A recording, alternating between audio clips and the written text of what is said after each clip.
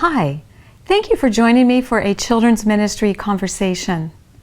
Several days ago, I was scrolling through an online children's ministry magazine and an article title caught my eye. It read, "In God we trust, all others must be screened." I admit I quietly chuckled at the lighthearted title, but quickly thought, no, children's ministry people do not take the safety of their kids lightly. Safety issues are the top critical concern for children's ministries today, and for good reason. But first, God is all trustworthy. It's people and situations. Well, that's another story. Effective ministry can only take place if a child or parent feels safe. So the question is, how safe do you think kids feel when they come to your Sabbath school or other ministry programs? What does your ministry do to ensure children's safety? Well, Angelina Wood, Director of Risk Management for the Oregon Conference, is here to help get the children's ministry child safety conversation started. Thank you, Angelina, for being with us and for helping us understand the child safety issues and giving us tools to ensure that our ministry can be all about leading children to a relationship with Jesus.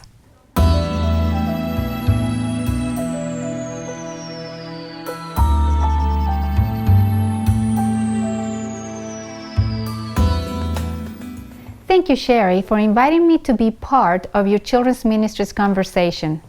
Yes, it is our desire that our ministries fulfill the purpose of sharing Jesus on this earth. So a secure environment for our children and adults is very important. We're going to see a few questions that we often get from people in the churches. The first question is, why do we need to be screened? I have been in the church for 30 years, 40 years, I have never been screened before.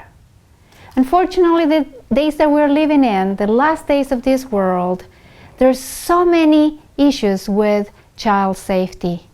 So it is the church's responsibility to protect our children. Screening and selection of volunteers is the first line of defense. Now, who needs to be background checked? That's a very good question. All those who have interaction with children need training and screening. Notice that here I said all those who have interaction with children, not only those who work with minors, but those who have interaction with children need training and screening. What about your elders? What about the deacons? What about the greeters? Those do also have interaction with children. What about the drivers who will be transporting children other than their own for ministry events? They also will need background check screening. What are the guidelines for people who volunteer? Number 1, screening. Number 2, trainings. What if a volunteer resists cooperating with the process? Sadly, it is challenging when we hear that leaders do not see the value of receiving training and background check screening. So for those people who are not ready to participate in this process, it is recommended that we ask them to hold back from volunteering with minors until they are ready to follow the guidelines. There are a few guidelines for effective supervision. Sometimes we take supervision for granted. And the majority of the cases, the opportunity for abuse is inadequate supervision or improper supervision. There are guidelines for effective supervision. 2-adult rule. Follow the 2-adult rule. It's not only for the child's protection, but it's also for you as an adult, for your protection. 6 months rule. What is the 6-month rule?